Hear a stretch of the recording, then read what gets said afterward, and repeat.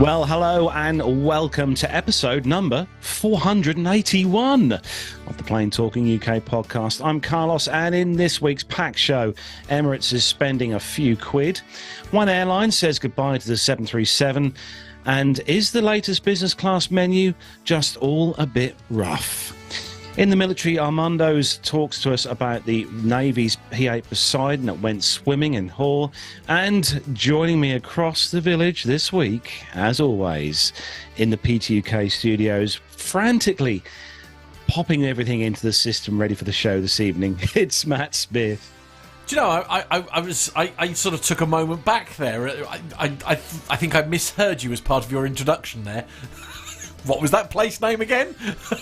Huff. Pardon? Well, it's Haw, it's called Haw. Yeah, well, that's what I heard. Or Howl? I don't know. We're off to a great start, as you can tell. The pronunciation podcast of the world.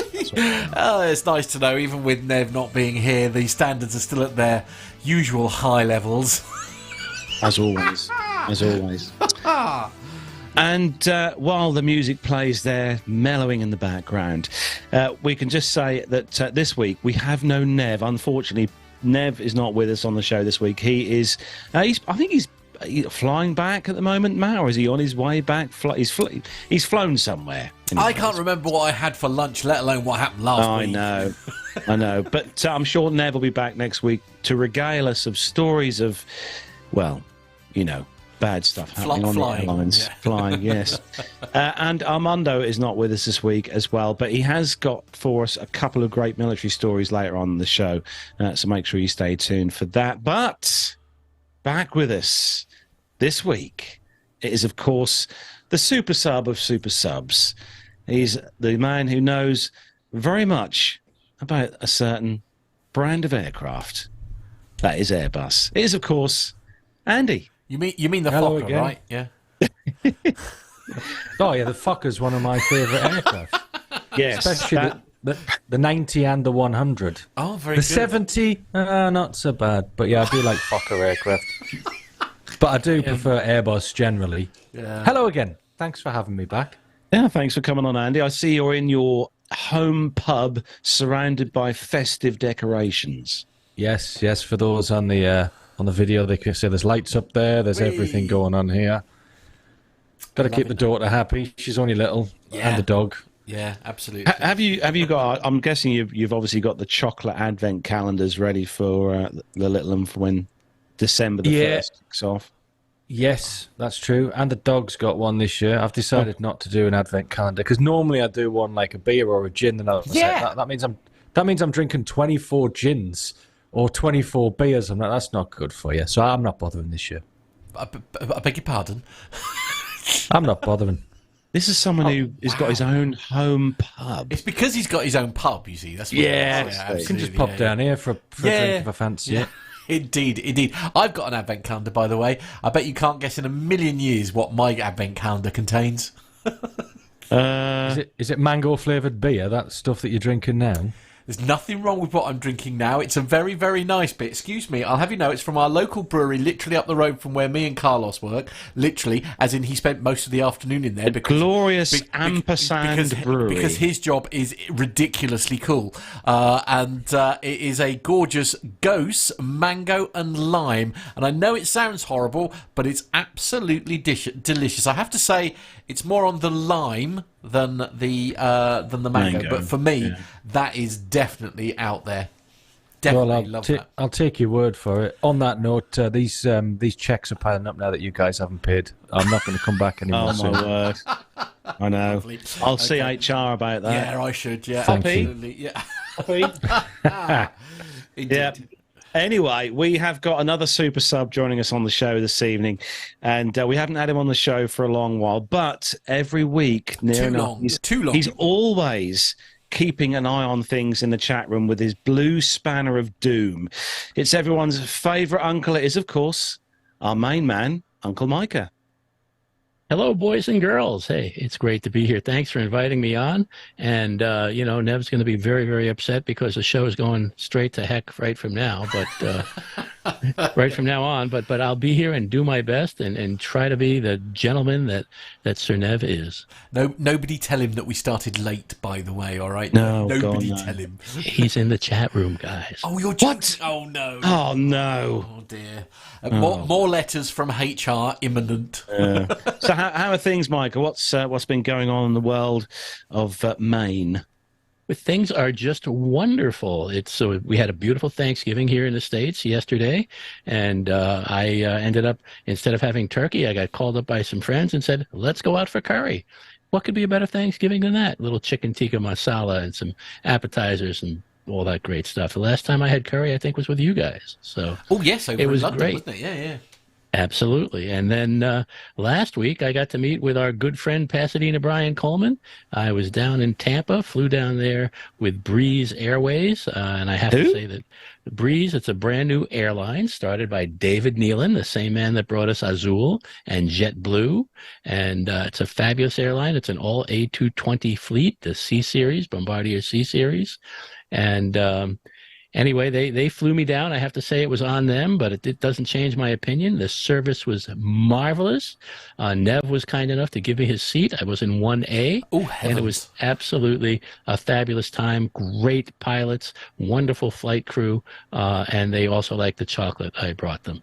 And the other thing I have to say, because he's in the chat room, is I wore this hat especially for Jonathan Warner. Yeah, I must say, Micah, Mr. Warner he has commented in the chat room that he says that hat is seriously cool, Micah. One of my favorite airplanes, but I have so many favorite airplanes I could go on and on. Don't we all? Anyway, thanks for having me. Great to have you on. Great to have you on. Now, we've got loads of news stories to get through this week, but first we're going to have a quick look in the chat room to see who's joined us tonight. Kicking off, Lee Davies is already in there. He's on the beer this evening, as always. Good to see that, Lee. Mazoos, our local listener, Mazoos, great to see you in there this week as well. We've got Richard Adams. Hello to Richard Adams. He's also got a pint in hand as well, according to the chat room anyway. Andy Wilson, sounds like a great character. Never heard of him. Hobby Time is also in there. Good to see you as well. Let's me scroll down. We've got Richard. Mr. Flag's also in there. Great to see you in there, Richard. Be good to meet up with you at some point here in the UK. Lee Davies, obviously there. And we scroll, make sure I don't miss one. Captain Cruz. Jenny, the lovely Jenny in Rome. Great to see you in there, Jenny. I hope it's warmer where you are, Jenny, because we have dipped. It's seriously warmer. dipped down to less than 5 degrees Celsius here tonight. It's very cold indeed. Neville Bounds is in there. I mean, if he's in the chat room, honestly. Owen's in the chat room. Lovely to see Owen in there. We haven't seen Owen in there for a long while. Great to see you, Owen, as well. You scroll down, make sure I don't miss anyone out. Obviously, our main man, Micah's got the blue spanner of doom in there, keeping an eye on everyone. Jonathan Warner, he's busy in there, probably editing about 6,000 million pictures he's taken this week, or the last weekend, of bombers flying. And who else have we got here? Make sure I don't miss anyone out. Frantically scrolling down here. No, I think we've got everyone in there. And thanks to everyone for joining us tonight. Don't forget, if you're listening to our lovely voices on the audio podcast, check us out on YouTube every Friday night here, 7 o'clock on a Friday night. We're on YouTube. Just search for Plain Talking UK. Don't forget to click that subscribe and bell icon as well. Give us a like while you're there. We would love to we'd love to have you following the show. That'd be great. So we've got a book giveaway as well this week. Coming up later on in the show, we have got a great little book here. Missed that memo. Called Ask the Pilot, which is what you can do tonight, because we've got a fully fledged pilot in our guest chat. I didn't realise you'd done your licence. Well done. Well done, Andy. Everyone's going to be asking Andy the question. Ask the pilot. Yeah. It says everything you need to know about air travel. So, yeah. That's a great book. I have read it. I have a copy of it. I have talked to the author. We had him as a guest on the Airplane Geeks. Very Patrick nice guy. Smith. Yes. And Patrick Smith also has a column called Ask the Pilot online, and I highly recommend it. Yeah, great little books. We're going to be giving that away later on the show. But Matt and all the team, if we're all ready, should we do some commercial news? One moment, caller. Please hold. Your call is very important to us. Here we go. Turn on the seatbelt light. Please take your seats and fasten your seatbelts.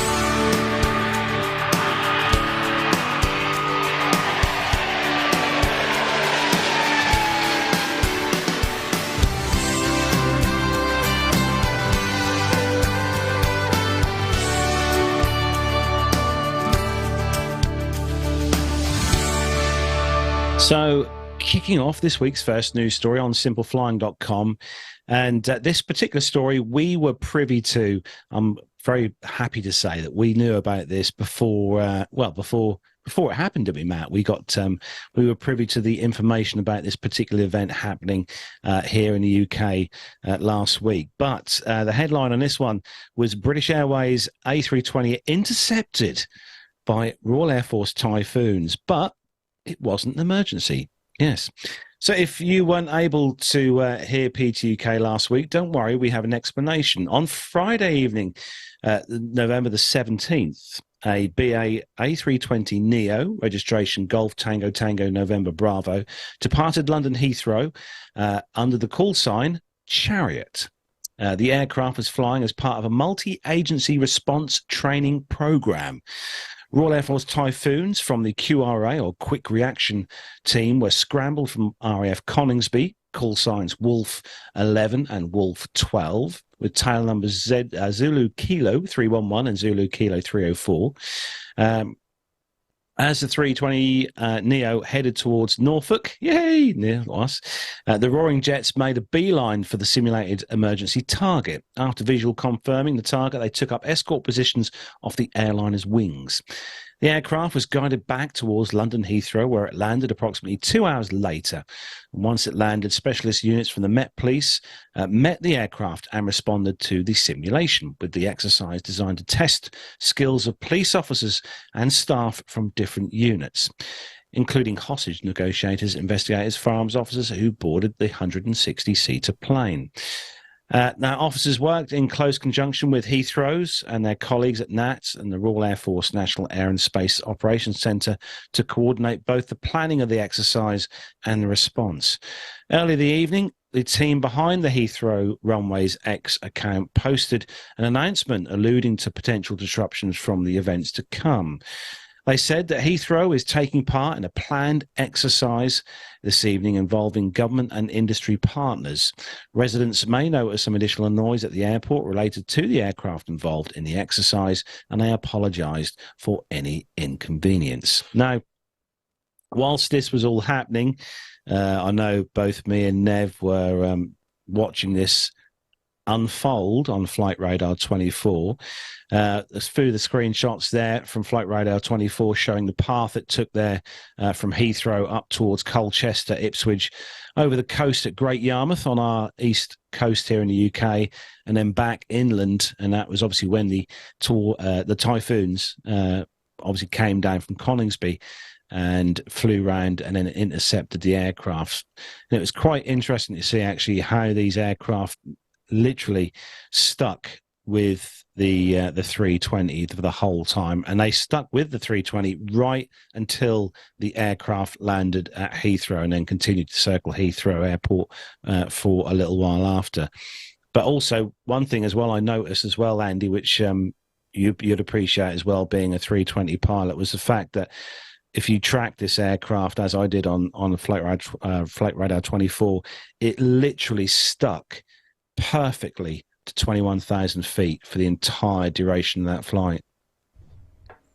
That's good. Well, it's over a short area as well. So normally on Flight Radar, when you see it blipping on the levels, that's because they're changing. Even though we fly at flight levels,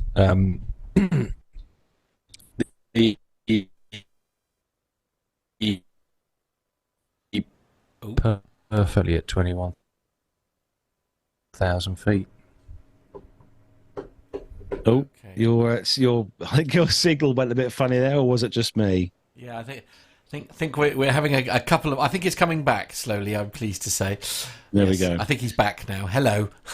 But no, it was quite entertaining to see. I think for those, who've seen this in the past when it's actually been happened for real, which thankfully is not very often. But it was nice to, as an aviation geek, to obviously find out about this, prior to it happening, and to be able to track the aircraft and follow it happening live on the app. So forgive my naive question here, and I guess I'm going to fire this at Andy purely because of his background, so apologies for that. But I mean, they're following the essentially these aircraft are being followed with, sort of like Typhoons, or was it Typhoons, whatever they were, fighters. Yep, Typhoons. Typhoons. Yeah. I mean,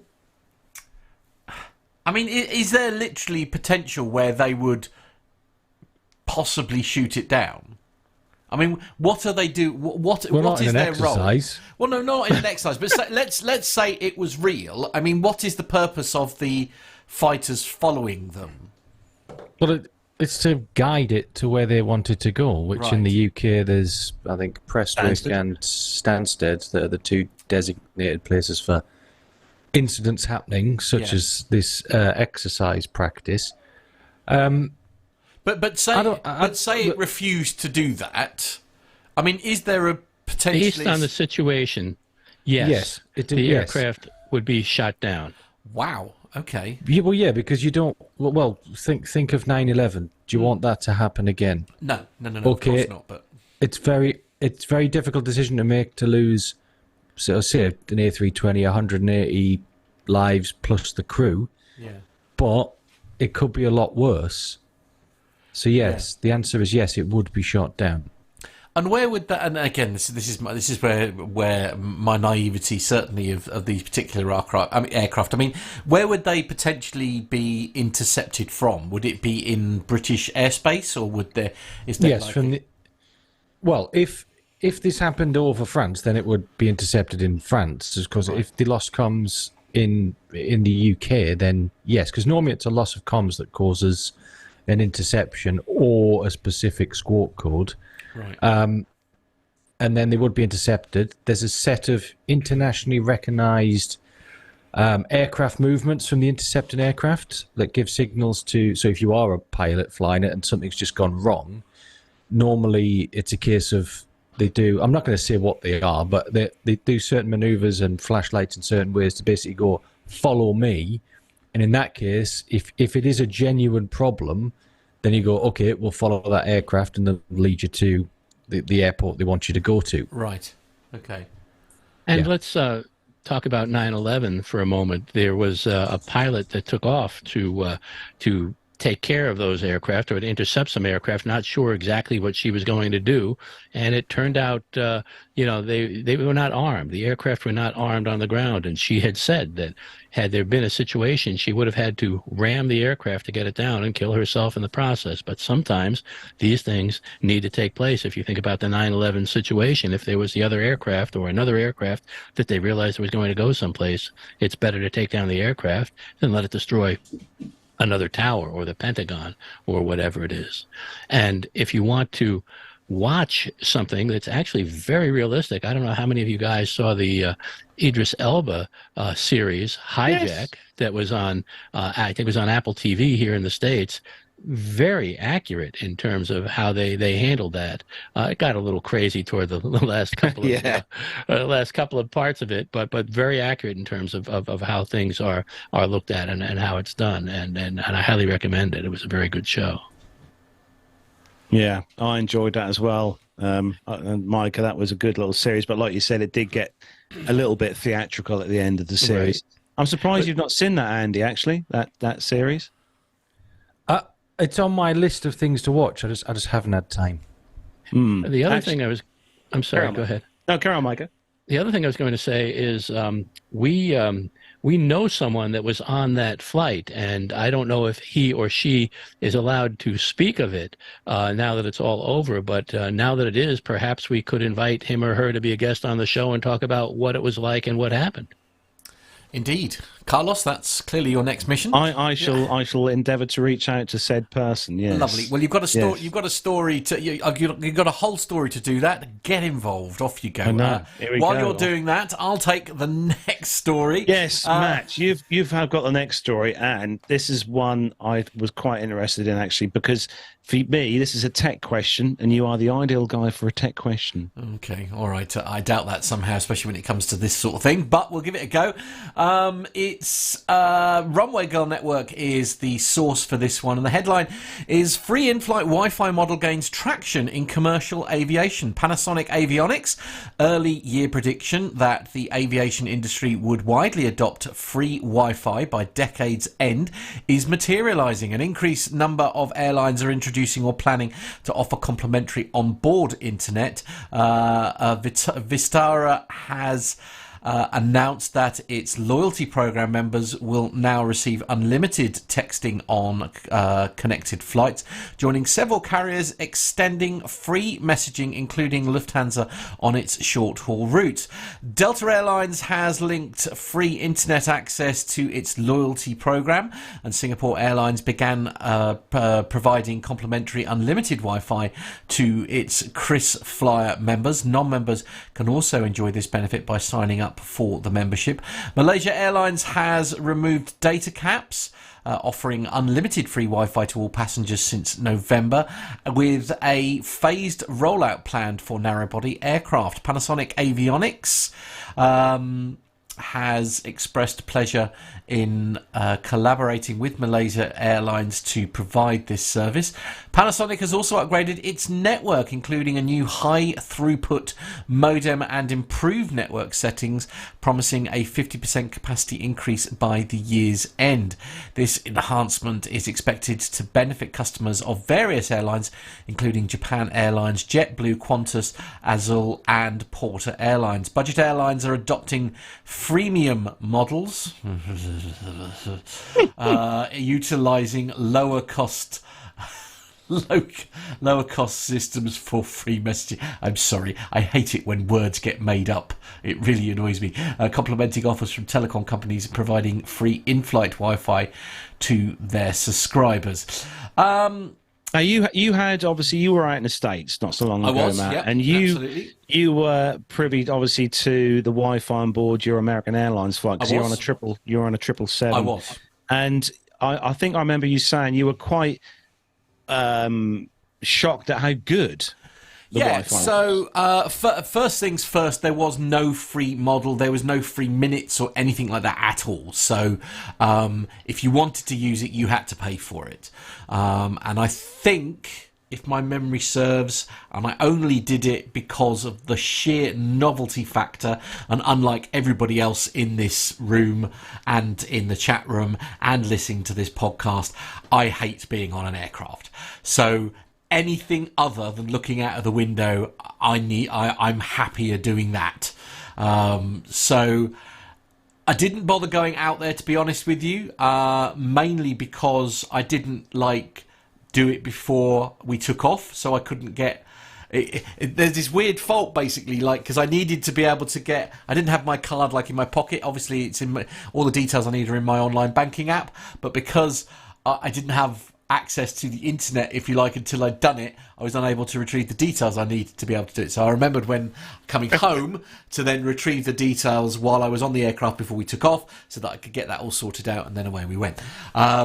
So I did it. I was very surprised at how good it was. It was around about 5 meg down and around about 5 meg up, but it was pretty solid, and it didn't drop at all during my entire flight. What were your thoughts on the pricing, though, Matt? So it was $30, which I thought was quite a lot. But it's still, even to someone like me, it still melts my mind, if you see what I mean, that I can be essentially, travelling over the water and having reasonably fast sort of Wi-Fi, if you like, I've got some thoughts on this. Yeah. It's a revenue stream for airlines. So firstly, I mean, we all grew up in a world before the internet and Wi-Fi, but now it is sort of a necessity in everyday life. So I get that people, like when I go on a flight, I want nothing to do with the outside world. I just want to be locked away and just relax. Well, it's a perfect time. In the modern world, you don't get much time just to be completely isolated, which is nice. Yeah. But some people do want to have access or be able to do Teams meetings and stuff like that. And most of the airlines that are offering it, especially long-haul airlines, they've all got the SATCOM system that they use for communications anyway, so it's just another channel on that. So it's probably not really costing them that much. So I do think that it's overpriced because they're using it as a revenue stream, and they should bring the price down for those that want to use it. I mean, well, not necessarily in the revenue stream. Now, granted, when I flew out to you guys for 400, I did pay for it, and it was actually very inexpensive on United because I could have bought it for a month for $55 and had it any place I flew during that month, but I just did it for the 2 flights, and it wasn't too bad. It was about $20 each way. But right now, with my mobile carrier, which happens to be T-Mobile, I get free Wi-Fi on any aircraft that I fly with the mobile carrier, and I'm just paying $55 a month for all my unlimited data, unlimited talk, unlimited text, and that's part of what's included. So that's brilliant. That's the way it should be. Right, and it's a great deal, and it's available to me on all the 3 big American carriers, United, Delta, and American, if they offer the Wi-Fi on board, and I think also Alaska Airlines, and that's the way it definitely should be.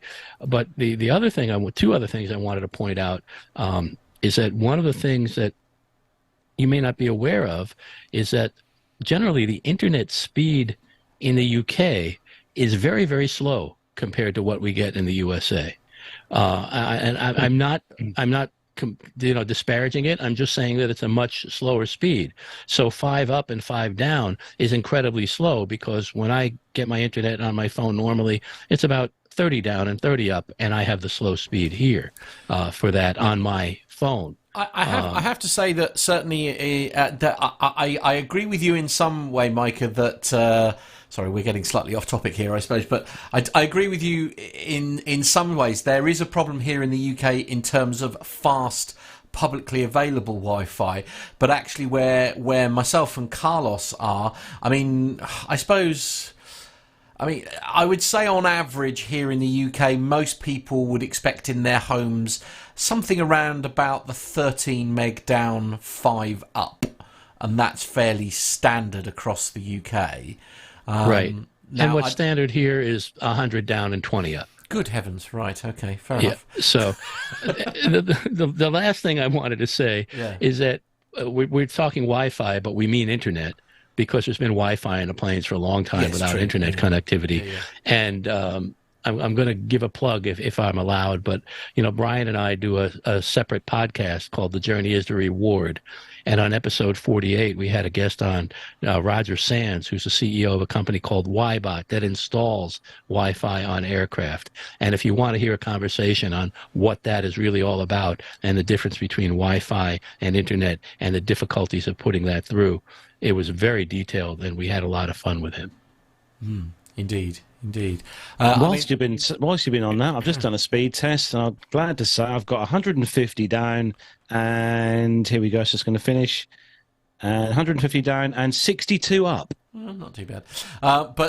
We've got. So just to sort of finish off where I was going at, it was really quite nice, as I say, because I'm not interested in staring out the window, and I did it purely because as many of you know, Carlos and I are involved in a radio project, and the breakfast DJ is a very good friend of ours, and there is still something that's quite magical about being, what was I, 37,500 feet? I think you're about 37. Yeah, 36, and 37. I was listening to my local radio station on my phone through my Bluetooth headphones in glorious stereo, and it did blip.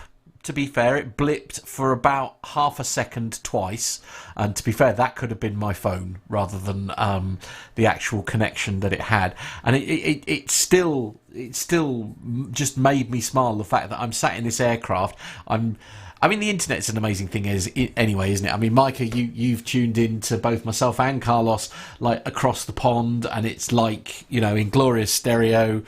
I love listening to you guys. It's absolutely wonderful. And I had a similar experience. I was on the plane. I was over the Atlantic, and I'm using Wi-Fi internet, and the phone rang. I had it shut off, but it rang. It was my doctor's office making an appointment for me. I got yelled at by the flight attendant. It's like, I gotta go. I'm on an airplane now. Yeah, of course, because the old the Wi-Fi calling and stuff would sort of function. Anyway, I mean, there is a lot to be said for Andy's argument, though. Let's be honest. I agree. I'm the anomaly here. At the end of the day, I do flying under great distress and/or disdain. Because it means I can go and see very nice people. So don't, I know it's it's the lesser of two evils, if you see what I mean. Just for a bit of context about UK speeds, I'm just literally looking at the list of all of the ones I've done over the past 6 months on my phone, and it averages around 400 on 5G down. That's and around 35 up. So it's getting better in the UK. Yeah, it's getting there. It is improving. Yeah. Definitely. Yeah. But anyway, that's not what we're talking about. Anyway, Andy, Andy's got the next story. Yes, on there. Yeah, once I find it. Here we go. And this is from theage.com.au. Mid-air collision between two Viper S211s. Unfortunately, 2 people have died after a mid-air collision between 2 Viper 2S11s happened in Port Phillip Bay, Melbourne, Australia. Stephen Gale, a pilot, engineer, inventor and aspiring filmmaker, and James Rose, a talented cameraman and drone operator, were on board one of 2 light Viper S211 Marchetti planes conducting a formation flight that collided mid-air about 1:45 p.m. on Sunday. Victoria Police have located the wreckage of both aircraft and returned them safely to... Victoria Police have located the wreckage of Victor Hotel Delta Zulu Juliet. The other aircraft, Victor Hotel Delta Quebec Juliet, returned safely to Essendon Airport. Gale, who has served in the RAAF and was the owner of the 2 jets, was the brains behind the proposed documentary series called Jet School. This envisioned documentary was to capture the journey of student pilots, each from diverse professional spheres, as they embarked on the challenging transition from flying light aircraft to handling the more demanding controls of a fighter jet. Novice pilots included in the series included engineer Dr. Gillian Kennedy, maxillofacial surgeon, that's a tricky word, Dr. Nu Destoron, and the project panelist Tommy Little. Well, I don't know who any of those people are, but it's very tragic that this has happened. Yeah, we actually heard from Grant McCarran from the Plane Crazy Down Under podcast this week, and he flew with Stephen in the S211 a few years back. I think it was either 2018 or 2019. Grant said, and he also did commentary for him at air shows and chatted to him quite a few times at various air shows over in Australia. So yeah, I think it hit the community quite hard over in Australia. It's always awful when stuff like this happens. And I don't know quite why there's an SAS Boeing 737 on the screen, but that's coming up soon. Next up, Micah, you've got the story about, we've had these in the past a few times, but we haven't had one for a while. And it's a change from having the usual collisions on the taxiways. We've got, this is a different one, Micah. Yeah, this one I think would be titled Whoops. And it's LATAM A320 attempts to land at the wrong airport. Oops. So So on Tuesday, November 14th, a 16-year-old LATAM Airbus A320 with the registration code PR-MHM was scheduled to operate as flight LA4640, the short 260-mile domestic flight from Sao Paulo to San Jose do Rio Preto. However, there's a map there, and it sort of took an unusual path. While on approach to San Jose do Rio Preto, the pilots reported a GPS mismatch, and that means that the info on the GPS didn't match what they were expecting to see.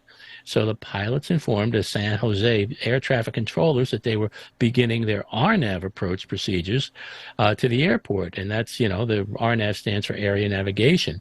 And it's a type of approach procedure using instruments. So given the distance from the airport, the San Jose air traffic controller told the pilots to contact the approach frequency. However, the crew didn't do that and instead called the San Jose air traffic controller again, informing them that they were doing a 360-degree turn to descend and lose altitude. The controller again told the pilots to contact the approach frequency, but the pilots declined, stating they were busy with the approach and had the airport in sight. But it turns out they were approaching a completely wrong airport. They were actually lining up to land at Cantanduva Aerodrome, located in a completely different city. And furthermore, the airports they were lining up at was only a small GA airport and not a commercial airport. And while the runway of their intended destination was 5,380 feet long, the runway they were lining up on was 3,232 feet long. And the two airports are 60 kilometers apart. So at this point, the air traffic controller advised them that they were approaching the wrong airport at an altitude of 1,000 feet AGL. And the pilots initiated a go-around and flew to the correct airport, where it landed without further incident about 15 minutes later. I mean, wow. Whoops. I mean, the thing that's so sort of alarming here, I suppose, is because it's obviously a very small airport. Of course, that's the issue there. I mean, goodness only knows what had happened if they had actually have landed there. I mean, I don't think they'd have got it out, would they, with the runway that short? Andy, you are the resident 320 pilot. And he's on mute. Hang on, I'm back. Yes, sorry, it's using this web browser version. How short did it say the runway was again? 3,280 feet, I think. Yeah, 3,232. What's that in real money? I don't work in feet, but that is short. So the destination one is 5,000. About 100 meters? Yeah, the destination one is 5,381, basically, feet. I'm just converting it. Sorry. Yeah, lovely. I think the problem was that Dionne Warwick wasn't on the airplane, because she would have asked the pilots, "Do you know the way to San Jose?" Well, quite. Okay, yeah. There is absolutely no chance you would get that back out again. That's 985 meters. Ooh. Right. Yeah. Okay. Yeah. And you need, even if you're empty with a thimble, all of the seats out, and all, yeah, you're still looking at. You can stop one in 1,700 meters, so you need roughly the same minimum, really. Absolute minimum. Yeah. That wouldn't be getting out again. No, indeed. Nor would it be landing safely, I suspect. I think it might have been they might run out of runway. Yeah, you couldn't stop in that distance. So no. you would go over the runway. I do like that the airports were 60 kilometers apart as well. That is a big difference. I mean, what has gone wrong here? Essentially, I mean, how is this? You know, you can sort of understand perhaps if you're in if you're in smaller aircraft where perhaps, I don't know, am I using the right term, where you're doing an instrument only landing and that kind of thing? I mean, there's something called confirmation bias. Have you heard of that? No. So that's where in your head, you're going, this is definitely right. I'm 100% right. This is definitely right. So they've gone. When they've looked at the GPS and it isn't matching, they're going, oh, it must be the aircraft. There's a technical error here, which it says in the story. So that's confirmation bias. They've gone, no, I'm definitely right. I've got this correct. And then when air traffic control have gone, what's happened? That's when they've gone, oh, no. Oops. Yeah. So the workload here and the situational awareness both are through the roof. So as with anything, when you're really busy, your brain automatically sheds stuff. Yeah. Do you know, out of curiosity, Matt, do you know what the first thing to go is when you're overloaded? The power of speech in my case, usually, but yeah. Well, it's hearing. You stop hearing things. Yeah. You completely stop listening to anything. Right. But in this case, they've finally got the point where they actually listened and realised that it was wrong. Place. But I mean, we're very lucky that something more serious didn't happen here. I guess also, I mean, there could have, because it's a smaller aircraft. You're relying very heavily on the people in the smaller aircraft to sort of. I mean, I guess you would struggle to miss a huge aircraft coming in to land at your tiny little airstrip. Yeah. But, I mean, this it kind could of have thing easily happens. I'm sorry. This kind of thing happens, semi-regularly. If you remember about 10 years ago, a C-17 Globemaster that was headed to MacDill near Tampa, Florida, ended up landing at this small general aviation airport, I think Peter O'Knight Airport, and the runway there was only about 3,000 feet, and the runway has the same heading. They both had runway 4 or 2-2, and so they've just lined up on the wrong airport and they landed. And fortunately, the C-17 can land on a short runway, and just had to apply maximum braking, was able to get out of there. But it does happen when you get overloaded, like Andy was saying, and just thank God they didn't land right then at that one. That might not have worked out well. No, I mean, it would have certainly been an event when they landed and probably gone out on a low loader in many bits, I suspect. I mean, normally when you're talking about two runways on the same heading, they're normally co-located or close to each other. There's Catania down in Sicily. There's a military base to the south of there that's only 10 miles tops away, that are both on the same runway heading. But they're 37 miles apart. I struggle with this one. That's quite a distance. I mean, it is and it isn't, though, is it? I mean, 37. What did you say? 37 miles. I mean, how fast you going? You would do that very, very quickly in an aircraft. If you're slowing down on approach, no, not really. No, all right. But it is a big distance. But it'd be interesting to see what actually comes out from this. That is the only thing with a lot of these stories, Carlos, and I don't know if you've noticed this. We get the initial story, and then you never hear anything else afterwards. You know what I mean? Yeah, you tend to find that with the reports, if they make it to Aviation Herald, which most of them do, to be fair, Simon's good on the site on the Aviation Herald, because he tends to update the stories when new information comes to light in that respect. But with these sorts of stories, that you do tend to find that you kind of get left in the dark side. Lost in the ether. There's a special episode for you to do in the future. Go back and find a load of these stories that you've done, and then do what was the outcome. What happened next? Oh God! I hope John isn't listening to that. Oh, no. That's not too much work, is it? I'm still looking forward to the conclusion of the story of the 320 that's currently parked in a field. Well, it's currently fenced in as well. I saw those pictures. Yeah, there's a fence around it, a couple of caravans as well. So I don't know if people are living there just gardening at the moment, but I'll be very interested to see how that turns out. In my opinion, probably not great. Did I hear a rumour that they were planning to fly it out of there? Yes. Yeah. Right. Okay. Were they on glue at the time of making that decision, or? Well, they don't have many airframes, and with all the sanctions, that they need to try and do something. Rubbish. Producer John was listening. No, he wasn't. Said, I'm sure between myself and Nick we can do that. Oh no. Oh dear. Anyway. Thanks, Carlos. Yeah. Well, no, that's Andy, not me. Yeah, I'm blaming you though. It's easier to blame you. Okay, fair enough. Yeah. Moving swiftly on. Next one is from aerotime.aero, and sad news for lovers of the Dash 700 variant of the 737. Sorry to interrupt. Apparently, they're waiting for it till the field ice is over. Apparently, that's what they're waiting for before they fly it out. There you go. Yeah, Andy's face is an absolute picture. Oh. Honestly, that's going to be one of our biggest stories for the show when that eventually happens. I can see. So, yeah. Right, you going out there live, Carlos? Are you? Yeah. I'll give it a go. Lovely. You know. So SAS operates their last Boeing 737 passenger flight, was the big news this week in Europe. Having operated the type since 1993, my word, that's a few years, Scandinavian Airlines has retired their Boeing 737 from regular passenger service. November the 19th, 2023, the last commercial passenger service using a 737 flew from Stockholm Arlanda Airport to Oslo Gardermoen Airport. I guess that's how you pronounce it, Andy. You'd know better than me. The flight was operated using a Boeing 737-700, registered Lima November Romeo Bravo.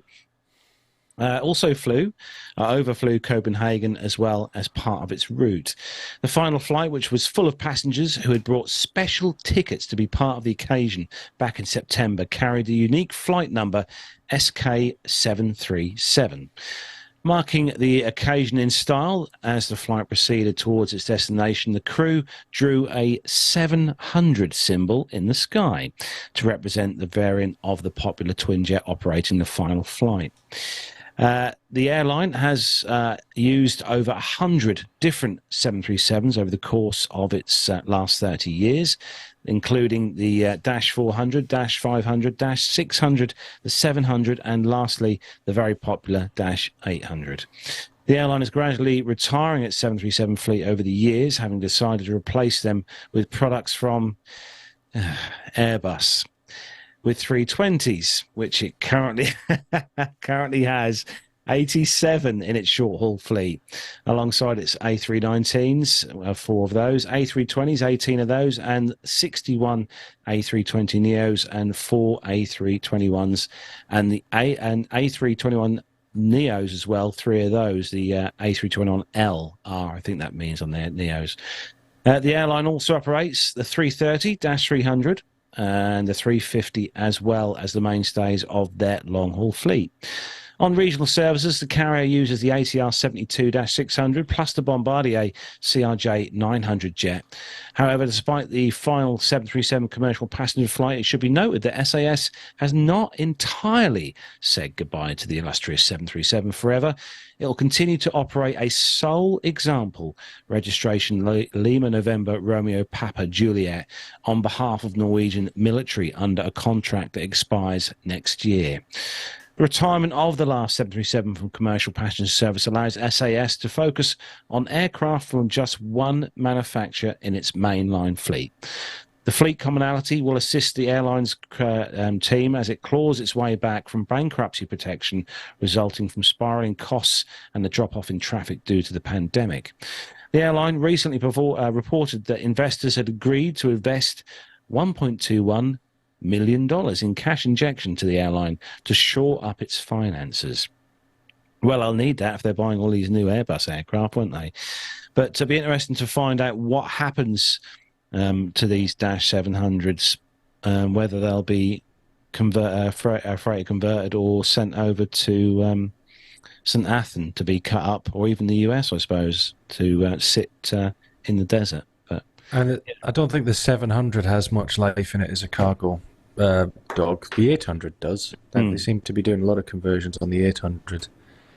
But did you see the video from the flight deck of this low flyby over Copenhagen? It was beautiful. Yeah, it's on YouTube. Yeah, I should have got that. Yeah. From a training perspective and operation, it was so well executed and very calm, and they knew exactly what they're doing. It was beautiful. Really good job. I've got a question for you, Andy. You know, it makes sense to me that, you know, like Southwest is all 737, so any pilot can get in any aircraft. And with the Airbus, you know, the A319 through the 321s, it's any pilot can, you know, you're type certified for all of them. How does that work with the 330 and the 350? Are they similar type ratings? Do you need special training? Can you jump from one of the A320 families to the A330 or A350 family? So the A320 family, like you say, that's one class rating.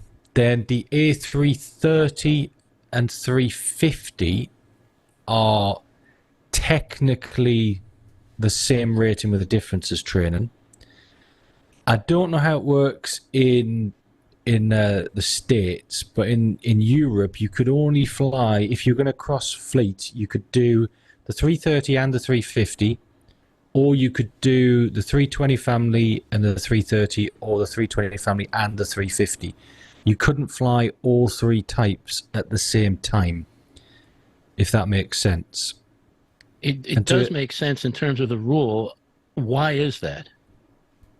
Because of basically there's too many differences between the three. It's acceptable to have differences. So you do, in Airbus, you do what's called a cross-crew qualification course, a CCQ, because they all operate under the same principles, and technically they're all meant to handle the same as well, regardless of the size, because it's fly-by-wire. But because the differences are too great between the 330 and the 350, you could only operate either one of those plus the A320 or those two at the same time. I mean, actually between them, and the flight deck layout as well, between the 320 and the 330, there's very little in it. The 350 is a new beast. It's a new proper modern jet. So again, there's the ergonomical differences there. So it's okay to be cross-trained between two different types, but when you add the third type, that's when it starts to get confusing, and you need different type rating. Got you. Definitely in Europe, yeah. I don't know about the rest of the world. Would you fancy moving on in the future, Andy, to the bigger Airbus products, or are you happy with the 320? To me, it's all about distance. Yeah. And I like flying, but flying's flying. And at the end of the day, I don't want to spend 12, 13 hours sat in the seat going in one direction. I'm happy doing my short hops. I mean, it would be fun to do a few circuits and handle it and give it a go, but nah. Well, and of course, it's not something you can just immediately hop into an aircraft and do, is it? There'd be months and months and months, nay, possibly years of special training in order for you to fly that. To just have a go at doing it maybe 2 or 3 times is just not, you know. Well, like I say, if I went from the Airbus to the 20 now to the 330, it's like a 5-6 week course, if that. Yeah. And that's it. And then I could go fly it. Then you could go flying, yeah. But I mean, I think we've spoken about this before. But I mean, do you, some pilots, I mean, like, well, I'll use Armando as an example. I'm sure he wouldn't mind. Obviously, he's done lots of, all right, admittedly, mostly sort of corporate flying and that kind of thing. But he's flying his little biz jets around and all that. But he loves his GA as well. And you like it, but it's not your thing, is it? No. I don't have the time. And you're not alone in that, I should say, as well. I mean, obviously, friend of the show, Captain Nick, I mean, it's like he almost couldn't give up flying fast enough. Do you know what I mean? It was just like sort of... Yeah. And he's done it, he's had a little couple of GA flights, but thoroughly enjoyed it only as a passenger. Has no desire at the moment. Certainly from the conversations I've had with him, I don't think I'm speaking out of turn. He has no desire to sit in the cockpit and fly an aircraft. It doesn't seem to have the pleasure. It's almost like, the career, if you like, killed the enjoyment of flying almost. Yeah, well, and the difference for Armando is because the work he does, it's not like the work when I was on the line where it's 5 days in a row of potentially 4 flights a day, just bam, bam, bam, bam, bam, bam, bam. Then you don't want to spend your days off bumbling around. And as well, the airspace is very different in America. There's loads of open room to go fly out there, GA. In the UK, it's very constrained. The last thing you want to do is as you had when Al was on the show, the guy who went into it was at Heathrow's airspace or somebody's. Yes. It's too much for me. It's too much of a faff and hassle. I'm happy to do my job as an airline captain, and then on my days off, just do something else. Like go to the pub. Yeah. No, and it's also much less expensive to fly GA over here than it is over there. Very true. Only for the price of petrol, but for everything else as well. Yeah, indeed. That's the thing, isn't it? I do think that's maybe why GA hasn't got the following that it does in the US. Is I think purely and simply just because of the sheer cost. I mean, it's eye-watering, isn't it? There's no two ways about it. Anyway, we could go on and on and on and on. We probably shouldn't. About the cost of things, yeah, definitely. Matt, you've got the next story. Let's not open that can of worms. Hey, Andy. Let's go hypersonic with this next story, Matt. Indeed, okay. It's a Strato launch completes fueled taxi test ahead of first hypersonic flight. Flightglobal.com is the source for this one. US hypersonic development from Strato launch has taken another step forward. The first powered flight of its Talon A vehicle. The Mojave... Is it Mojave? Moj?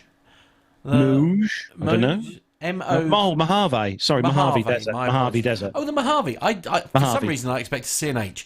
My sincere apologies. The Mojave, California-based company on the 21st of November completed taxi testing of its 2 aircraft, captive carry hypersonic flight system for the first time with Talon A loaded with live propellant.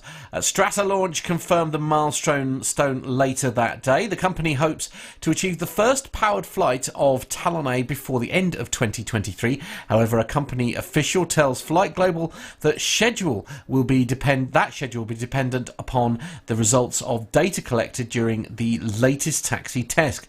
If that review finds no issue, Stratolaunch will attempt to reach hypersonic speed, generally defined as Mach 5, during the first Talon flight.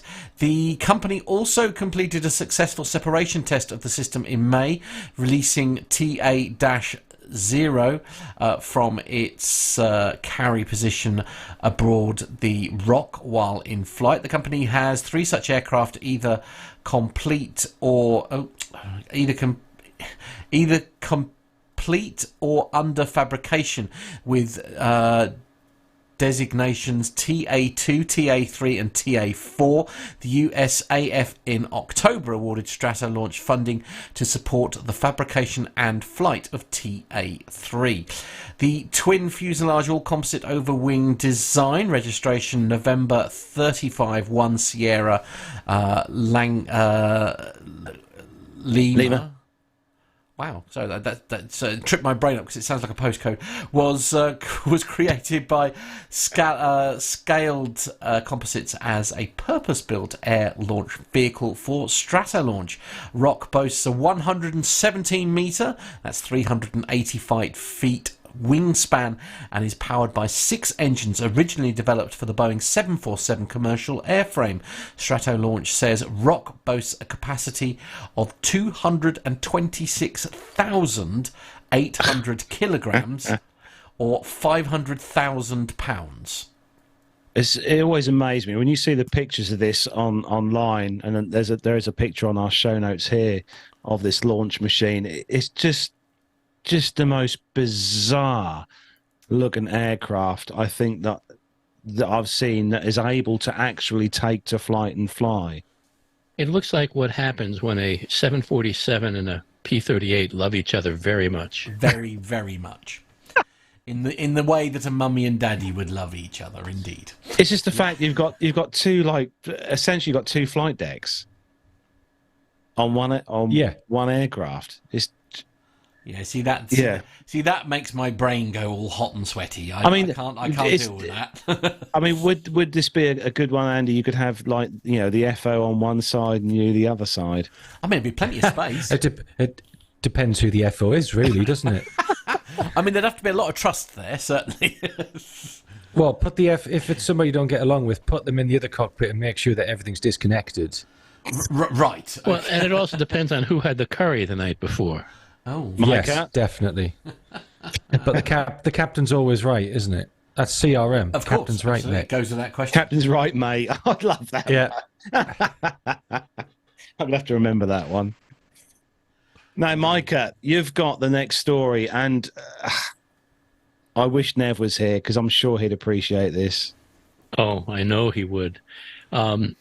You see, the food served on planes, this comes to us from the independent.co.uk travel news, and the food served on planes, as you know, doesn't always have the best reputation at the best of times, but even the most iron-stomached among passengers might think twice before ordering a mistranslated menu option on a recent flight. You see, there was a photo taken by a passenger on China Eastern Airline, and the plane shows the menu for those flying in business class, which includes beef, seafood, and soup dishes, but one unfortunate English translation has got people talking.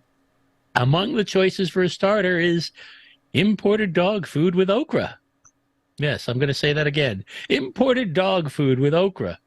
And, I think it's awful that you would be serving okra to somebody. I think that's the most horrible thing about the whole thing. But anyway, almost 1,000 people reacted to this Facebook post with hundreds of comments and shares. Edward Poon asked if it meant the airline was pet-friendly, while another person said it was because they treat you as a dog, not a human. That some people said was the consequences of Google Translate, and somebody joked, "Oh, must be a hot dog." And anyway, the image was shared on Reddit, and one user picking up on the fact that it was specifically imported dog food. Apparently, economy class passengers only get the domestic dog food. It's not clear what dish a translated menu on board the China Eastern flight was referring to. The Independent contacted the operator for clarification, but apparently no one responded. But earlier this year, the airline advised customers to opt out of having an in-flight meal, saying that it's the ethical choice. I think they were saying it saves us money, but that's something else. Japan Airlines was also trialing the JAL ethical choice meal skip option, which enabled passengers to pass on the meal service on certain flights, and they've been doing that since 2020. The carrier has now made it a permanent option on flight bookings worldwide, emphasizing the sustainability benefits of avoiding a mid-flight lunch. And I think that's a budget thing. But in a nightmare of in-flight meal scenarios, a business class passenger on a flight to Japan in February ordered a vegan breakfast, and he was kind of amazed that when he got that vegan breakfast, it was a single banana and a pair of chopsticks. Huh. And that I'd like to see. But Matt, you got the picture of this lunch menu on the screen there for those of you watching in the world of YouTube, and it's there. It's different. Appetizer, smoked pepper, beef, vanilla shrimp, imported dog food, and okra. To me, it depends where it's imported from. It's all a matter of how the dog is prepared, from my perspective. You know, Exactly. Raised can make it very, very stringy. I mean, sometimes I open Poppy's sachets of food and I think it actually smells quite nice. Oh, really? But I wouldn't eat it. I mean, if they brought me a tin of Pal that was well presented with, a bit of herb over the top, a bit of parsley over the top, and a side salad, maybe. It's a bit old school, Andy. It depends how much I've drank in the lounge beforehand. Yeah, but, quite a lot, I would imagine. Be good. Yeah. I don't know, why does Monty Python come to mind? Spam, spam, spam, spam. Now there is nothing wrong with spam fritters. Big Oh, things. spam, lovely. Yeah. To be honest with you, it sounds better than the corn dragon bone soup that's offered further down. Oh, yeah. Owen in the chat room Dragon says if they bones. didn't give a menu, nobody would have ever noticed. Probably. Actually true. Yeah, absolutely. Oh, dearie me. Yeah, imported dog food. Yeah, Richard Adams makes a good point in the chat room. It's an emotional support dinner. Oh, no. No. It's an ex-emotional support animal, definitely. Oh, no. He's also added, by the way, taking the lead with our fine dining aloft. Took me all day to bury the cat. Wasn't quite dead. Oh. Okay. Anyway, moving on. Wow. Terrible, honestly. Oh, who's this Carlos Stebbings in the chat room here? What is this? You should be ashamed of yourself. Why? Because he said they must be barking mad to eat it? No, he just said it was a rough menu. Ba-boom-ts. Oh, dear. Anyway, moving on with an Airbus-related story, it's Andy. Yes, once I finally get the size of this text correct, because I have been messing, I apologise. Hang on, I'm currently in military. Here we go. Oh. Emirates is investing billions in the future of the Airbus A380. Emirates announced at the recently concluded Dubai Air Show that the airline will spend $950 million in new maintenance, repair and overhaul facilities at the Dubai World Central Airport, DWC, roughly 60 kilometres south of Dubai International Airport. Emirates Head of Engineering Ahmed Safa expects that the first phase of the new facility will be ready in the second half of 2027, and it will have 8 maintenance hangars and 1 paint hangar available at DWC. There will also be a facility for engine runs, up to 20 support workshops and warehouse facilities for storing numerous parts. Safa added that at DWC the airline would eventually have 22 hangars, 20 for maintenance, 2 for painting, apart from 2 engine areas. And once the full scope of the DWC maintenance facilities are constructed. Once ready, Emirates Engineering will move its heavy maintenance work on the A380s and 777s to DWC, while the DXB Engineering Centre will be used for the upkeep of the A350s and 787s, which will start joining the fleet soon. Emirates will also have the 777X aircraft arrive, hopefully in 2025, in their fleet. Currently, Emirates has 8 hangars for heavy maintenance and 4 for lighter checks at the Engineering Centre at DXB. Many of these are being used for Project Phoenix, the Emirates cabin refresh programme, where Emirates will refurbish the interiors of 67 A380s and 53 Boeing 777 aircraft, apart from adding the premium economy cabin. Emirates run the entire project in-house. It was launched in November 22 and intended to be completed by May 2025. Emirates is only refurbishing the A380s at the moment, having completed work on 16 of them already. The 777 retrofits will go online from July 2024 onwards. While each retrofit was initially expected to take 16 days to complete, Emirates Engineering now has combined the activity with the 6/12-year C checks for the aircraft. Hence, an aircraft stays in the hangar longer while fully ripped apart and reassembled, but with new seat upholstery and the new premium economy seats. Emirates currently has 116 A380s remaining in its fleet and expects that by the turn of the decade it will have 90 of these still flying. The airline highlighted that the A380 is a product Emirates customers love, and the airline is proud of it as well. So it is doing all it can to secure parts for the A380, including taking apart some old aircraft, such as Alpha 6 Echo Delta Alpha, and using its parts for spares. That is a lot of money. $950 million. Yeah. Phenomenal amount of money. I mean, I think when it boils down to it, I think Emirates is going to be probably one of the last airlines I think that will be continuously operating the 380. I don't know what you think, Andy. Yeah, well, when you think about it, it still feels like a new aircraft, but it's been around for the first flight was in 2005 now. It's coming up 20 years, really, since the first one flew. And these guys have used them extensively as the main hauler of their fleet, and I've been on several of them. I've flown, I think, every class apart from the new premium economy on them, and it's just great. It's a brilliant product. Yeah, you really like it? It's one of. Is it one of your favorites? For business class, it's getting a bit long in the tooth. The economy product is very good. Hopefully this refresh on the seats on board will make a difference. But it's such a quiet aircraft, the 380, to sleep on. It's a dream. Yeah, I've flown the Qantas and the Emirates version. I have to say that in economy, even when you're up against the side of the aircraft, sit next to the window, you've got that curvature of the aircraft. It's very, very roomy feel. And as you said, Andy, the Emirates package, their economy package is, I think, one of the best economy packages in the airline group. The loudest part of the aeroplane to me is the flap system. They are so loud. That's how quiet the rest of it is. I have heard that the flight attendants for Emirates don't particularly care for the A380, and I'm wondering if when these reconfiguration, if they're going to do anything to make that better for the flight attendants, because I think they prefer to work in the other aircraft in the fleet. Yeah, I've heard that as well, Mike. I know a lot of the flight attendants prefer the 777s to the 380s. My understanding was, and I may get corrected if I'm wrong, my understanding was actually it was more about not so much the actual aircraft itself, it's more like the galleys where you're working to prepare the food to serve all of these people. The layout and the space that you have available to deal with these huge volumes of meals is less than ideal.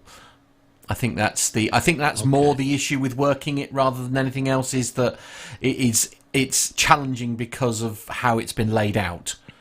And I unfortunately, I suspect that the refit that's taking place probably will only have an impact in terms of the actual passenger. I fear perhaps that it won't necessarily help the poor people who are stuck inside working it. But I'm sure I will be corrected if I am speaking out of turn. But watch this space. We may get an update shortly. But before we move on, $950 million. It's a lot of money, isn't it? That's just such a It's a big number, isn't it? It's a big number. It's not spare change down the back of the couch money, is it? No, no. It's planned. It's a planned hemorrhaging of money, essentially. Only in the Middle East, hey? Yeah, anyway, indeed. Moving on, and this comes from twitter.com. Good news if you live in and around Dublin Airport, because Dublin Airport are potentially going to be improving their areas for people like me, plane spotters. Dublin Airport has said it's exploring potential options to improve the viewing area available for plane spotters around Dublin Airport. In a post on X, or as I prefer to call it, Twitter, Dublin Airport shared a mock-up of what the facility could look like, saying Dublin Airport is currently exploring potential options to improve viewing options for aircraft spotters around the airport. They said it's a mock-up, and this is potentially what it could look like. For those of you watching in the world of YouTube, you'll see the potential mock-up there. The mock-up includes a raised area with designated parking spaces and seating as well. Currently, plane spotters are frequently seen in laybys and raised mounds along sections of the R108 close to southern end of the runways 10 and 28. I don't know what to do with that information. In a statement, Dublin Airport said more details of any new potential viewing areas would be shared when the time is right. Now, for those of you, and I know Andy's definitely been here, for those of you who may watch the guys over at Airliners Live doing their live feeds there, Manchester have got a great little viewing area there with a mound, or quite a high mound where you can actually stand on and watch the aircraft not only land but taxi right in front of you, right close up. It's a great little viewing area right next to the hangar there where the Concorde is stored. But Andy, I'm guessing you've been there. Yeah. Manchester's got great viewing areas at both ends. So you've got that lovely area with the Concorde and all that at the other end. And then at the other end, the 2-4 end of the runway, you've got a pub you can sit in. Massive beer garden. Whee! We get loads of spotters. So I love the sound of that. I must say, I know this is a swear word, but actually, if you're staying in the what's it called? The Holiday Inn Express in Luton, and you choose the right room, you've got a very, very good view of the runway actually there. And if you're up top, you've got a almost unspoilt, complete view, end to end, of the runway, and you are pretty much in the middle. So it is it's worth spending a little.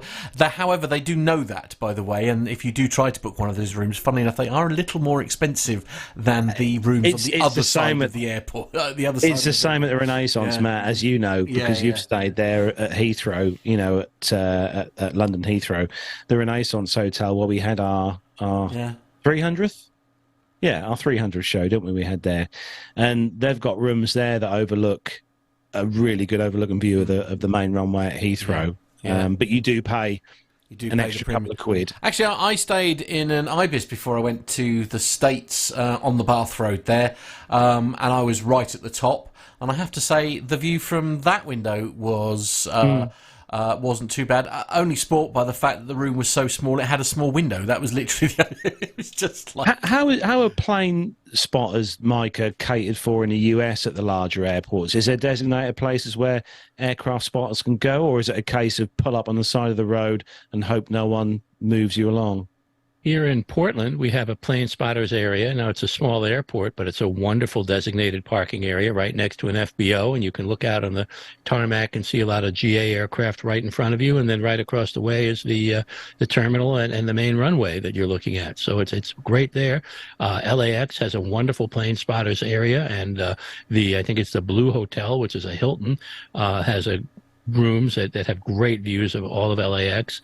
There are a number of places through throughout the JFK area where you can watch. And you were talking about Heathrow. On my way back from the 400th, I stayed at the Radisson, and they have a wonderful view. It's on Bath Road, I'm pretty sure, and it was a wonderful view of of Heathrow from there. And then they don't even know it. They didn't charge any more for the room that I was in that let me watch the runway, and it was great. I was up all night watching. What would you say, Andy, is the best place for spotting here in the UK? Well, I was going to say the best airport hotel I found for spotting, because every room has a view of a runway, is the Sheraton at Charles de Gaulle. It's in the middle of Terminal 2, and it's sort of an elliptical shape, so every room either looks on the north runways and the apron or the south runways and the apron. It's pretty good. Oh. And also, if you've got a flight to get, you're in the terminal. Have you seen Charles de Gaulle Airport? Blimey. Yeah, have you tried? You want to try taxiing around it? I bet. Having flown into there before as a passenger and looked out the window and thought, "Oh my God, I've gone back in time to 1966." Now imagine sitting in Andy's seat and doing that. Oh yeah. Yeah. Well, would you rather taxi at CDG or Schiphol? Schiphol, actually, because it's easier and more. You expect the same taxi route each time. They're very structured there. Whereas in de Gaulle, it's a free for all. They do have some routes that they normally use. Then sometimes they just send you off on a random route. And like, oh, okay, where are we going now? And you don't know where you know where you're going to end up eventually. But you're like, oh, I wonder how this is going to work out. Can I just say, Matt, that the gritting lorry has just gone past? Oh, is it? Oh dear. Yeah. Well, mind you, it did say 0 overnight in the forecast I gave out this morning, so well done, WeatherQuest, on that one. Anyway, thanks everyone for that. Commercial news is, well, that's the last one for the commercial news this week. But moving on to the next part of the show, because we're going to run out of time, otherwise we've still got military to do. Hey. And Nev's probably in the chat room waiting for the military session to start. Always, yeah, absolutely. It's Caption This, our picture we pop on our social medias each week for you to leave your witty comments on. This week's picture was, again, one for a comment, as definitely. And Micah, if you could possibly comment on what this week's Caption This picture shows, if Matt pops it up on the screen. I would be happy to. There's a beautiful wing of a jetliner, and there is a man standing on it with his balancing act as it's high in the air, and he's straightening up and sort of like surfing, doing a surfing safari on the wing. So we had a few little answers in this week, and a kick-off this week with John. John says, Carlos live karaoke radio show takes to the airwaves. Now, I'd love to do a karaoke on a wing at flight levels like that, because I don't think you'll hear much, to be fair. But anyway. Which may be a blessing in disguise, let's be honest. It could be. I mean, there are some small issues. There must be special shoes or something, especially at that altitude. That's all I'm saying. What would stick to aluminium, I'm not quite sure, but... Matt, do you want the next one? Yeah, okay. Matt Caton says, Strictly Come Air Walking on ITV. And for those of you who don't know, who are living in the US, Strictly is a dancing show here in the UK, and ITV is a regional television channel. They have Dancing with the Stars. That's the equivalent. Oh, that's it. Dancing with the Stars. Yes. Indeed. Yeah. Andy, next one. Yes, this one's from Jenny Parkinson. Come fly with me, singing at the top of his voice. Oh, that was almost in tune. Well done, you. Very proud. Micah. Well, Gareth T.J. Sturman says, this super glue salesman really likes to prove a point. Yeah, I think that's a good point, actually. That's the only way you're going to stick to the aircraft, frankly. That one. Sean Taylor says, wingman doesn't mean that. He's definitely a wingman. Indeed. Chris said, this is a good one. Very apt, this one. Chris says, a wing and a prayer. And you definitely would need a prayer during that particular act. Yeah. Well, it depends on the brand of superglue you're using. Andy, if it's Loctite, you might be in luck. Andy, what's the last one on the list? Yeah, this is from Chris Dobson. Just cloud surfing. Love that. I mean, let's be honest. The view from his position would be quite the view. I'd be more worried about the frostbite. Yeah. Yeah, absolutely.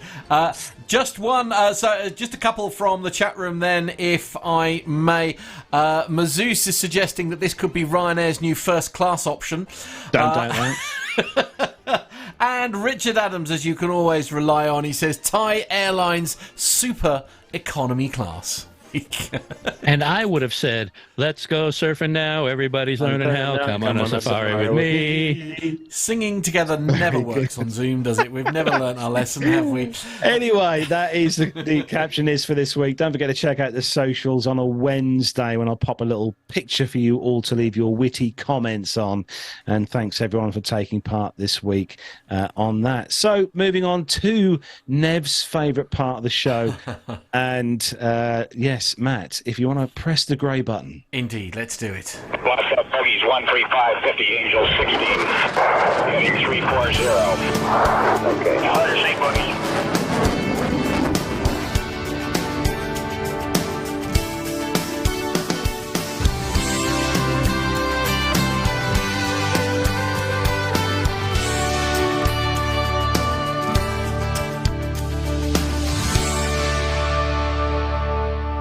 So, as we said at the top of the show, Armando is not with us this week, but he has brought us a couple of military stories. And this first one brought to us by Armando is from airlive.net. Hey everybody, first of all, I want to extend happy holidays, happy Thanksgiving, happy bank holidays, wherever you are in the world. I hope everybody's getting some time off this weekend and some time to spend with their friends and families if you are able to do so. This first military story is the Navy P-8 Poseidon that everybody saw that overran the runway at Marine Corps Station Kaneohe Bay. This is on the sort of the east-northeast side of Oahu over in Hawaii. Most importantly, everyone is fine, as you would expect from the Navy. They just kind of popped the emergency exits and they swam to shore. They were probably only 75 feet, maybe 100 feet from the shoreline. So good job, Navy, swimming to shore. What it seems like it happened here is probably a weather, a little bit, perhaps a crew miscalculation, as well as potentially a mechanical issue that we don't know about. Obviously, the Navy's going to investigate this. This particular Marine Corps Air Station, it's a 7,700 foot runway by 200 feet. It's not particularly short, not particularly long, just kind of right in the middle. Perfectly capable for this aircraft. P-8 is based on 737.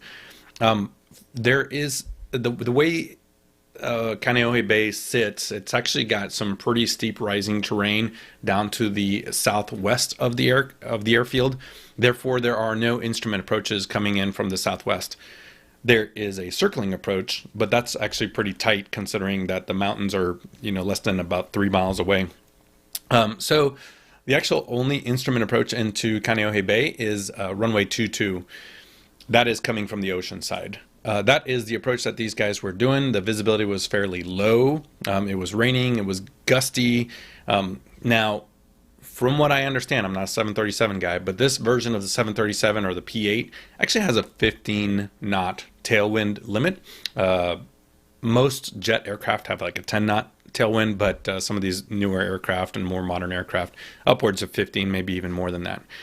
So tailwind component was probably right there on the edge. A lot of people are giving these guys some grief, saying that the numbers probably didn't match up, that if they had put in the proper performance numbers, that the aircraft wouldn't have been able to support this runway. I don't know about that. I'm going to go ahead and wait for the investigation to come out, because it's not really like a Navy pilot or a Navy crew to just kind of ignore the numbers or put the wrong numbers in.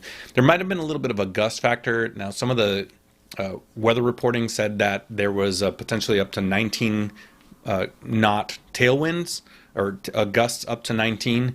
So when you add the gust factor to perhaps a steady, I don't have the METAR in front of me. I don't have the proper, the official weather report, but they were probably right there on the edge. It was probably calculated. They can't do a circling approach because the weather doesn't support it. Plus, nobody likes to do circling approaches anyways. They couldn't come in from the southwest because of the terrain. So they only had one choice, and that was to go into runway 22. And they were probably right there on the margins of making it work. Now, let me tell you right now, the military does not, we are not going to push things, especially on a training mission where we must, like, sometimes it's actually a treat to divert. There's plenty of divert there. You could go down to Honolulu. There's a couple airfields up in the northwest part of Oahu. There's plenty of places for these guys that they could have diverted and waited out the weather. So I don't think they were negligent. I can't imagine they were negligent or just like trying to push the numbers to get into Kaneohe Bay. So I am going to go ahead and anticipate, I'm going to give them the benefit of that the numbers did support landing on runway 22, even with a little bit of a tailwind, even with a little bit of gust factor. The runway was wet. I can only imagine there's actually very little information on this airfield available. Even the instrument approaches aren't publicly published. So I would imagine that with the weather there in Hawaii, always raining, that the runway was grooved. So a lot of the water would disperse off the runway.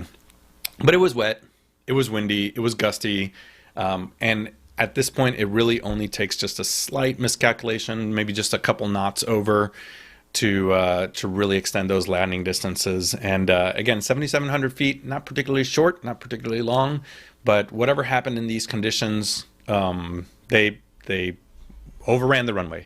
Now, it is up in the air still, whether, well, it's in the water, it's not up in the air. It's in the water still, whether this aircraft will be able to be salvaged or not. It's $200 million aircraft, right? It's a surveillance aircraft, anti-submarine warfare. Yeah, I'll let all of you guys insert all of the jokes about having to be in the water to search for submarines. Hey-o. But it's not a inexpensive aircraft, so to be determined whether or not this aircraft will be salvaged or not, or written off. If it is written off, this would be the first write-off of a P-8 Poseidon. But most importantly, like we said, thankfully the crew is safe, and I would love to get some of the other guys' takes on this. See what your thoughts are on it. Well, I'll tell you what, I was just looking up the list price of these. I mean, obviously, this is probably not what they paid for them, but the Royal Air Force not too long ago purchased a P-8 maritime aircraft, and apparently the kind of the book price of these, which as we know is not what these people pay, but it works out at about 250 million pounds for one of these aircraft. Well, it's a very fancy bit of kit. Yeah, the P-8 is basically it's a 737 airframe. So in terms of flying it and landing it, it's something, if you're trained to fly a 737, it's not like it's a particularly difficult aircraft to fly. And I suspect the airframe could probably be salvaged, but there is so much electronic equipment in there that if it got damaged by salt water, who knows what's going to happen to it. Well, I'm just reading in the chat room. Just reading the comment that Mark has said in the chat, and thankfully everyone is okay. If that happened at Lossiemouth, then the golf course would need some serious pitch mark repairs. Yeah, I'd imagine that would be the case, yeah. Going back to what we were talking about earlier, by the way, I just realised I'd had a message around about 9 minutes ago from Mr. Warner. It says, they're all wrong. Fairfoot is the best place to spot. Well, that's because it's on his doorstep. I don't think it's got anything to do with that, to be fair, because we know Mr. Warner will travel. Not only will Mr. Warner travel, he'll get up at some ridiculous hour in the early hours of the morning to take video and pictures of B2s. I think it was the last one. I think it was he Absolutely. posted. He's dedicated to his passion, which is a marvellous thing. Yeah. But he does take some damn good photos. He certainly does. Yeah. So next one up in the military segment for this week is another one brought to us this week by the awesome Armando from hurlburt.af.mil, and this one is all about U-28A crews. Well, this next military story, now I don't usually read stories verbatim, but this is a crew from Hurlburt Field, Florida. It's in northwest Florida. It's the Panhandle. It's actually the home of Air Force Special Operations, the headquarters.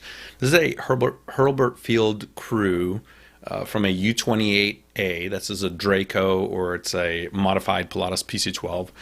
For the first time, awarded the Distinguished Flying Cross. I'm going to read the public affairs release and then and I'll tell you a little bit more about the airplane.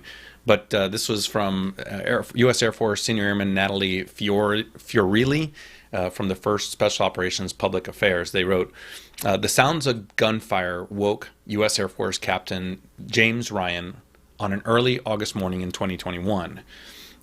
His aircraft commander, Air Force Lieutenant Colonel Scott Hartman, told Ryan from their deployed location in Afghanistan that there was a problem and that they needed to go now. At the time, the city of Kabul, Afghanistan, would fall to Taliban forces, and a group of U-28A Draco units from Hobart Field, Florida, had been tasked with supporting the ongoing evacuation of roughly 2,000 Americans. 2 years later, on this last week, this Friday, November 17th, 2023, those members received the nation's highest honor for aerial achievement, which is the Distinguished Flying Cross.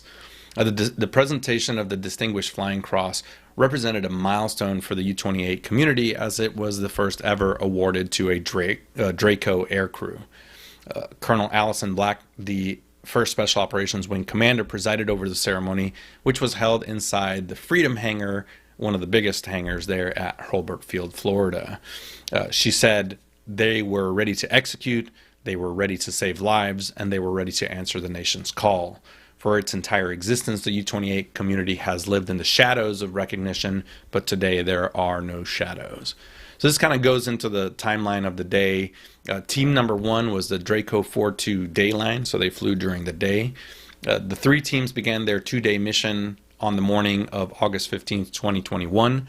As one crew would land, the other would take off to provide a constant intelligence, surveillance, reconnaissance support over the next 24 hours. While the Draco 4-2 day crew prepared to depart for a sortie supporting the evacuation of the U.S. Embassy in Kabul, a firefight involving Afghan security forces broke out roughly 100 yards from their aircraft. Knowing the urgency of their mission, U.S. Air Force Captain Max Arnold said that their team decided to proceed, taking off from their deployed location toward the U.S. Embassy.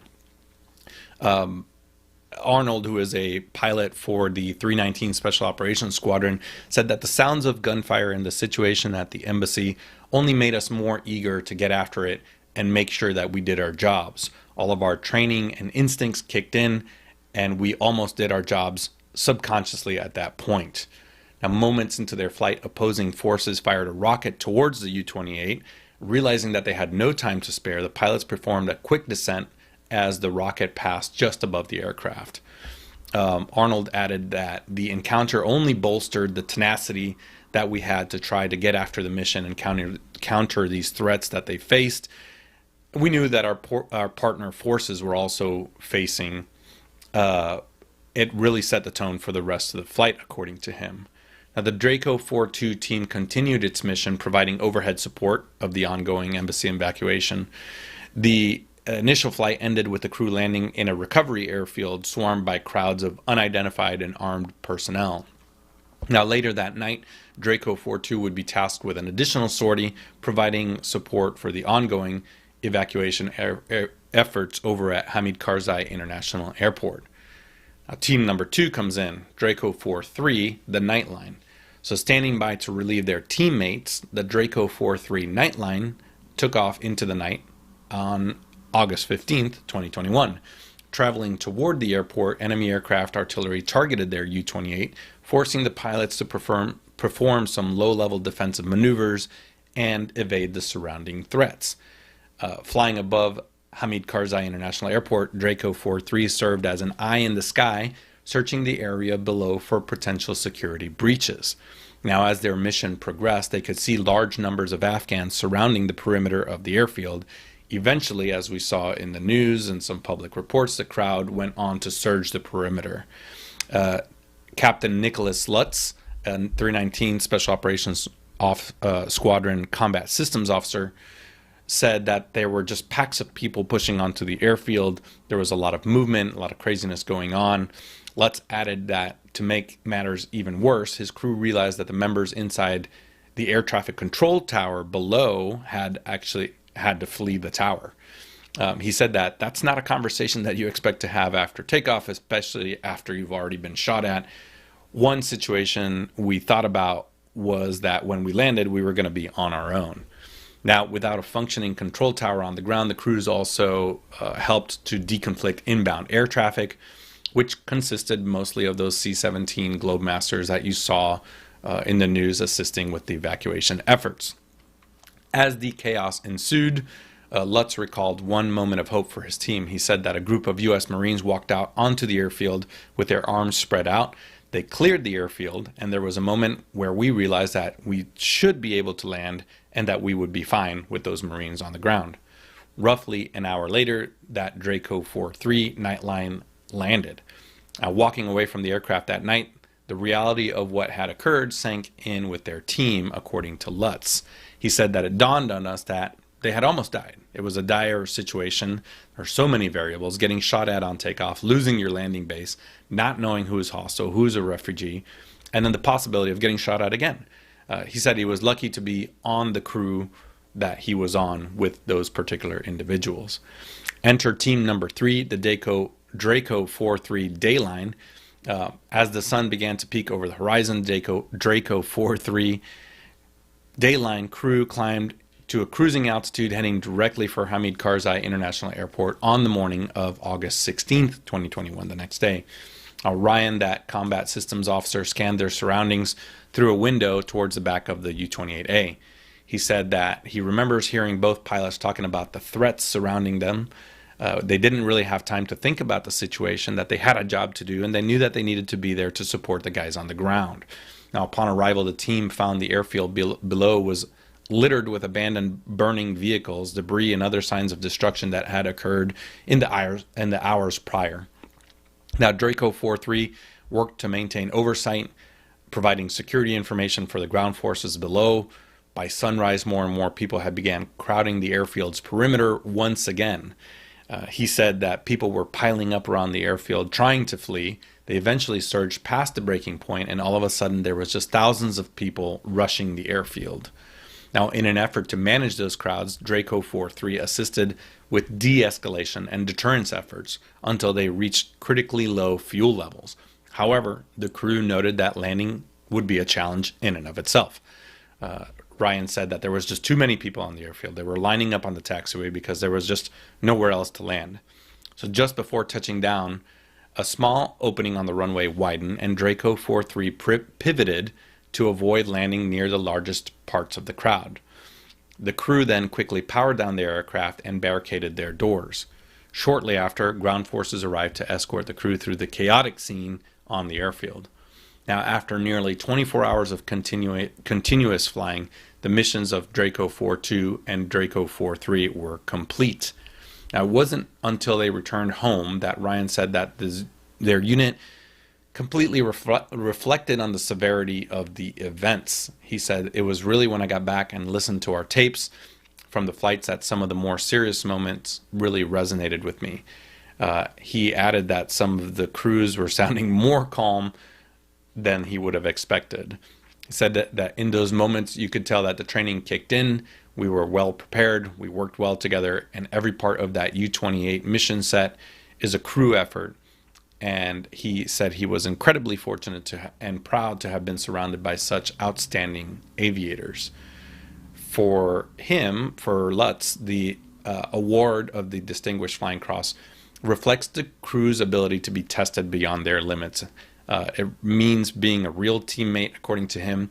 We all understood that what we were doing was dangerous and that we made the decision to stay. I'm proud that I have a tangible moment where I was tested and I was able to be part of something where my teammates knew that they could rely on me and I could rely on them. Now, as you guys probably know, the U-28A is a military version of the Pilatus PC-12. These are generally PC-12 47s with a bigger engine.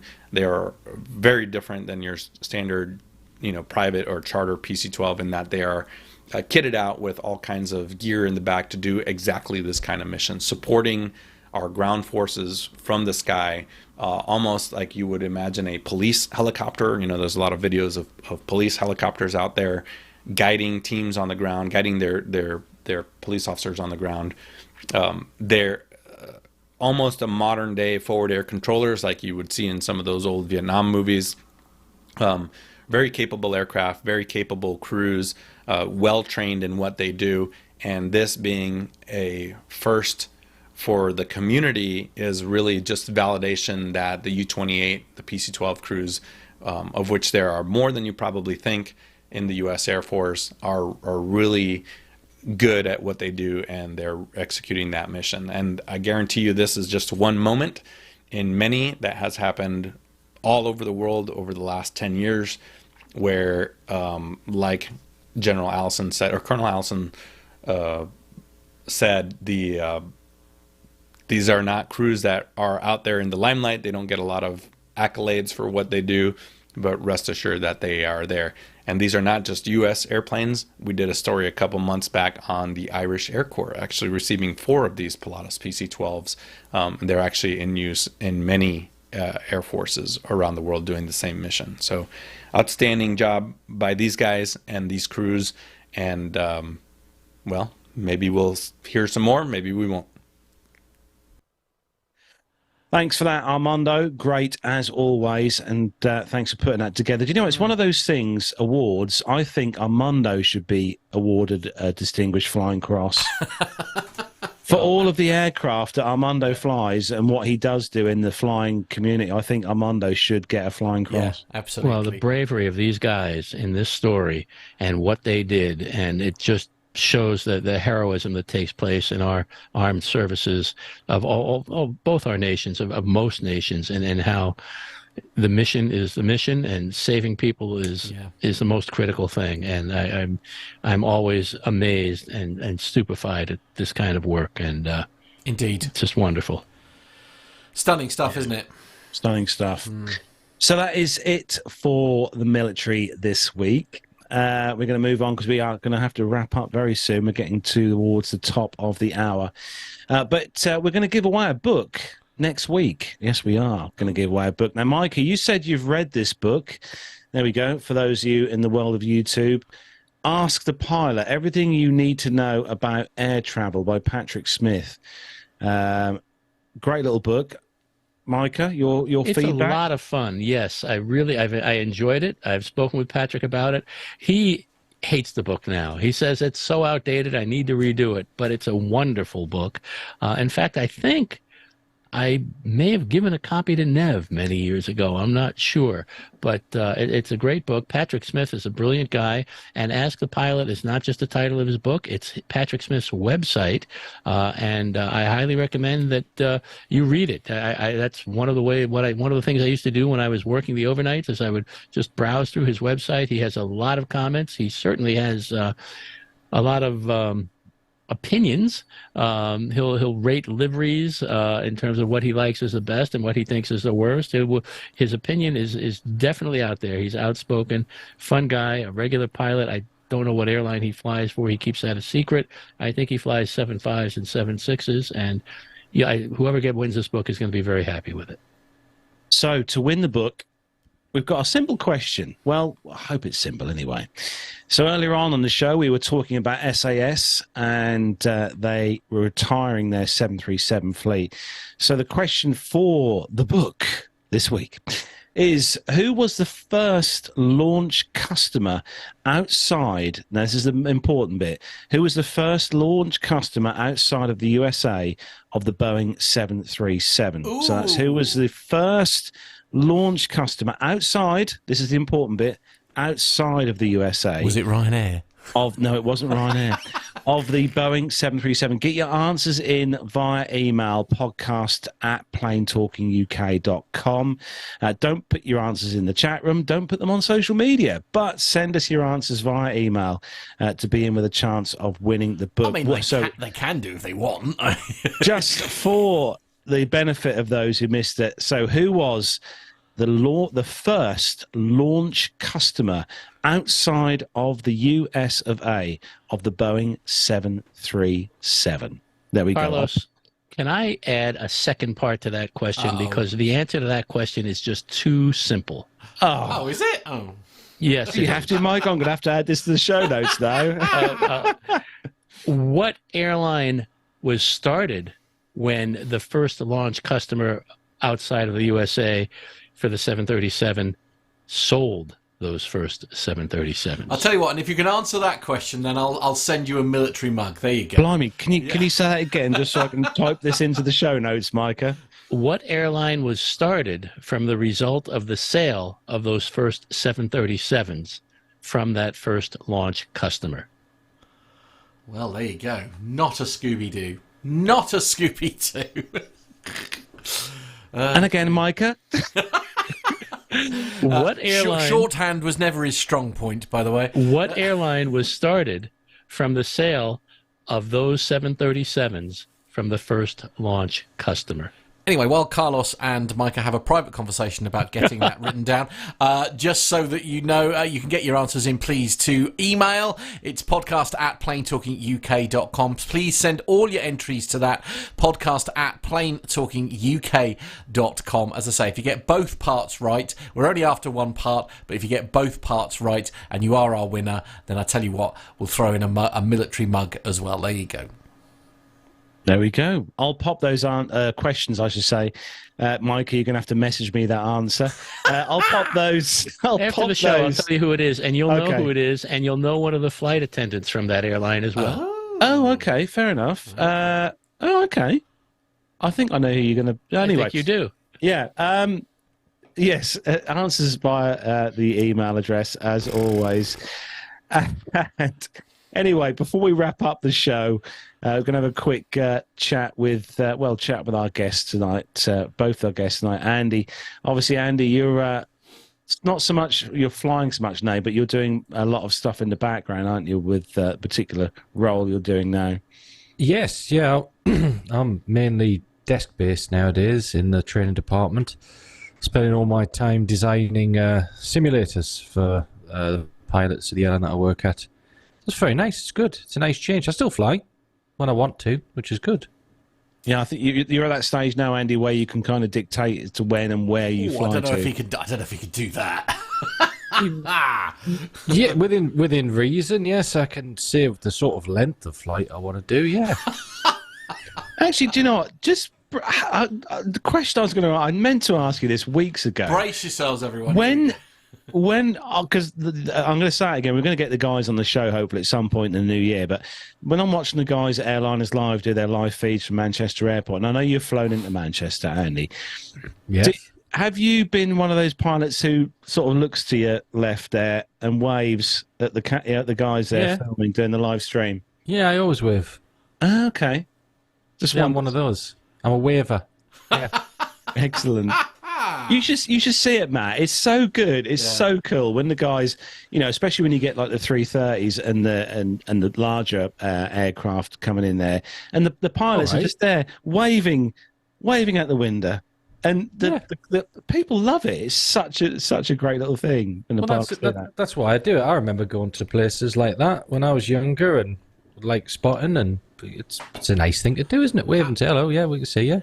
How cool would it be to have those guys on and also a live feed from Manchester Airport all at the same time? That would be they do their shows generally during a day, during a week, but maybe they'll make it.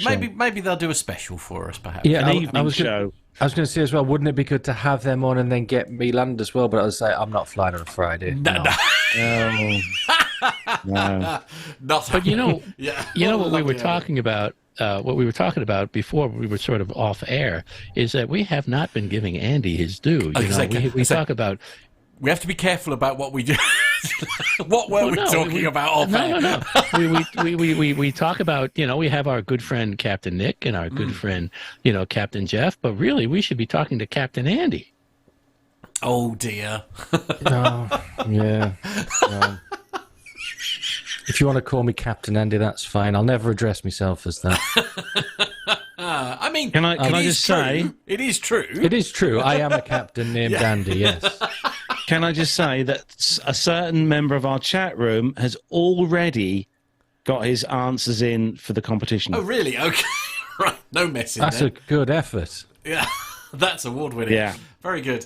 Lovely. Did they do both parts? They did. Oh, they did do both parts, yeah. In my big mouth. Oh, well, wow. It's going to be an expensive week this week, Carlos. Sorry about that. I know. But that is what we love to do for our listeners, is to give away stuff, because that's what we love to do. We love to give away stuff, and that's what we've done this year. We've made a point of giving away lots of great books and prizes for our listeners this year, and we've got some really, really, really good prizes lined up for our Christmas show, which we are going to be recording very soon. Clearly, I missed that memo as well.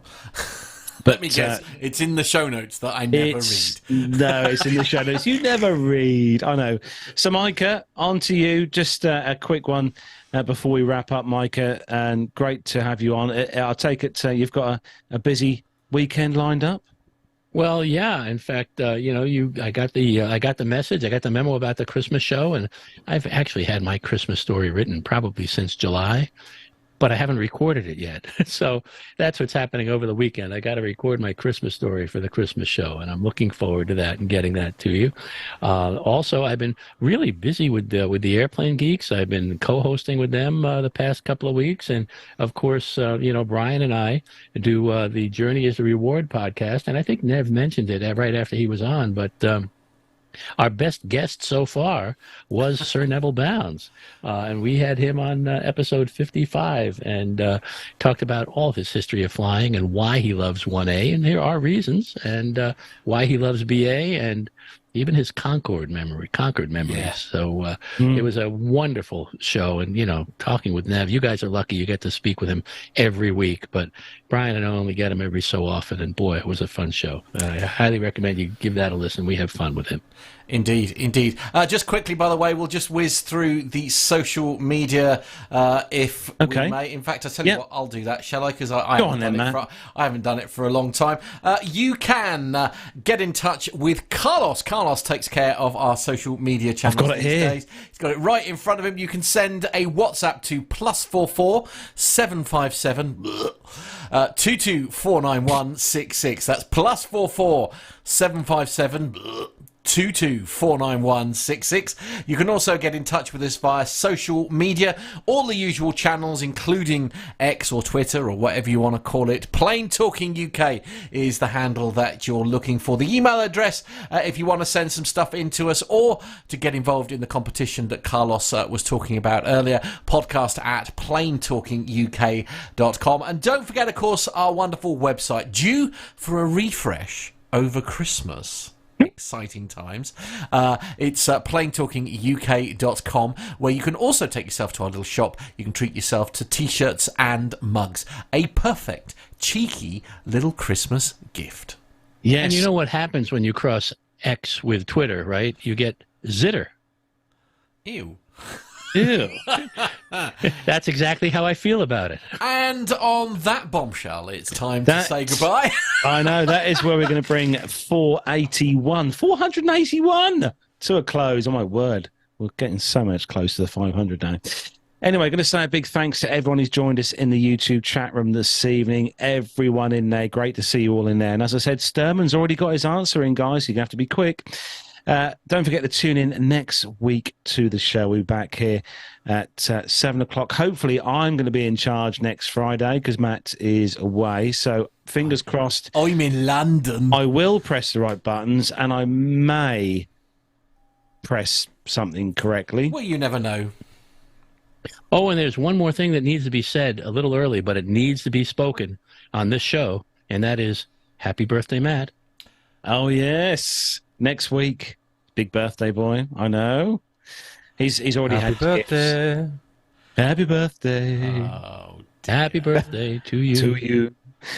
Well, yes. I mean, to be fair, literally everybody from the PT UK team forgot my birthday last year, apart from Micah. Micah was literally the only person that remembered last year. I haven't this year. You haven't this year? No, well done you. Yes, it's a proud So I have a reminder set up. It's called Gemma. Yeah, I was going to say it's called your wife. Yes, absolutely. But yes. But I'm rubbish at everything else. Even my best friend forgot last year. So it was quite a. It wasn't the best birthday last year, I'll be honest with you, but it was saved by the legend that is Uncle Mike.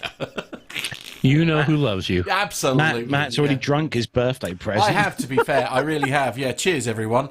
Yes. There we go. Available online, by the way. Ampersand Brewery. They do them in tins. I can strongly recommend the Biden and also the lime and mango was very nice. Andy is recoiling at the mere thought.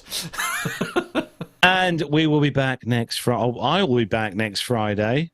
Fingers crossed, hopefully, on the show. So thanks, everyone, for tuning in. Thank you all for listening to the show, including our audio listeners who listen to us every week on the podcast. Have a great weekend, whatever you're up to. From me here in the home studio, from Matt in the PTUK Master Suite studios, from Andy in his pub studio, and from Micah in his home studio. Have a great weekend, whatever you're up to. And I'll see you next Friday. Say goodbye, Micah. Goodbye, Micah.